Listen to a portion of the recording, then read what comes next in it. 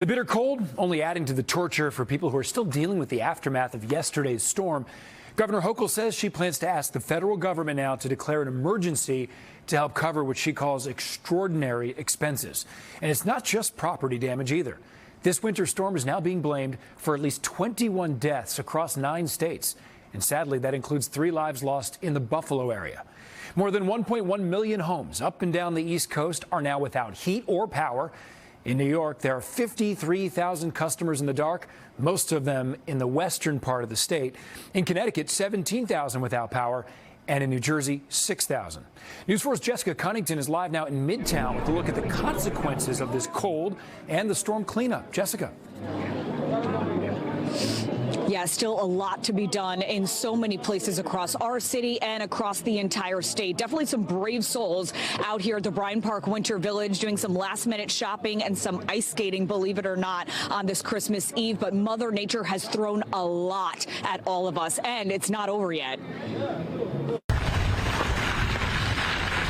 Slushy streets, cars frozen into parking spots, and yards now sunken in after parts of Queens and Long Island were underwater. Since Sandy, we haven't had a shot like this. Destroyed the garage, destroyed the basement, destroyed the apartment in the back.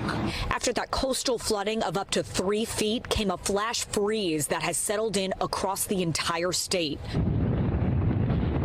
Western and upstate New York slammed with snow and wind, which closed Buffalo's airport and roads. Conditions on the road treacherous. There is not one place in the state of New York where the temperature is above 0 as far as the real field temperature. Governor Kathy Hochul in Queens today warning that the bitter cold will continue to be a problem this holiday weekend. She also toured flood damage in the Rockaways, meeting with homeowners like Philip Tull, who's left to clean up now. He says damaged bulkheads have been a problem since Superstorm Sandy. Finally, because you complain and you complain and complain, nobody shows up. But today, everybody showed up, and that's a beautiful thing. And this is to give us an indication that something is going to get done. Thank you very much. And at Bryant Park tonight, people are getting anything hot to drink and to hold on to, whether they're last-minute shopping, taking in the sights of New York at Christmas, just extra bundled. I think we're braving it out, just layering it up. Yeah, just trying to keep our hands in our pockets. Hands in pockets. I don't know what I was thinking. I forgot my gloves in the car for this, but oh well. State officials saying all of the MTA is running nice and smooth after there were a couple of issues after that coastal flooding and some wind yesterday. Back up and running and fine. And they are suggesting, since there's still black ice out on some of the roads, to take public transportation if you're going to see family for the holidays. Obviously, it's cold, bundle up for that, but that is their suggestion tonight. In Bryant Park, in Midtown, I'm Jessica Cunnington. Back to you, Adam. All right, Jess, get those gloves. You're going to need them. Thank you. A similar situation also playing out in New Jersey. Thousands of families just trying to stay warm in this cold snap without power. News 4's Brian Thompson has the story now from Branchburg in Somerset County. The family dog named Gunner staying warm inside a parked car, the engine running. Just one way to survive one power outage here in Branchburg. He was shivering a lot, especially last night. He wouldn't stop moving around. This is where Gunner shivered overnight in the living room of the Stelflug family, as did everyone else in these makeshift beds, mom and daughter sharing a sofa. Would you want to do it again? No. I love my kids dearly, but I'm sure they love me, but I'm sure they would like their warm bed too for Christmas. By this morning, JCP&L had called in a tree trimming crew to clear the lines down the street. The damage to the transformer pole obvious. Neighbors say they saw it sparking last night. Harlan School Road was blocked, forcing cars to turn around. At other intersections, stoplights were out, cones put up to control traffic. By this afternoon, the line crews rolled in, though one worker told me it was so cold overnight that many of the diesel trucks simply wouldn't start right away. And it's not the first time the lights have gone out around here. For the Stelflug family, this Broward construction generator is probably the last straw. Time to buy one for the house.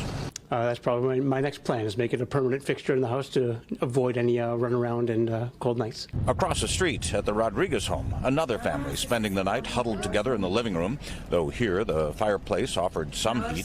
Friday night was the 4th birthday of the son of Magdalena Rodriguez. We couldn't even sing happy birthday because we had no lights and the cake is still there. With thousands of homes and businesses without power across its service territory here in New Jersey, JCP&L says restoring power will be a multi-day event.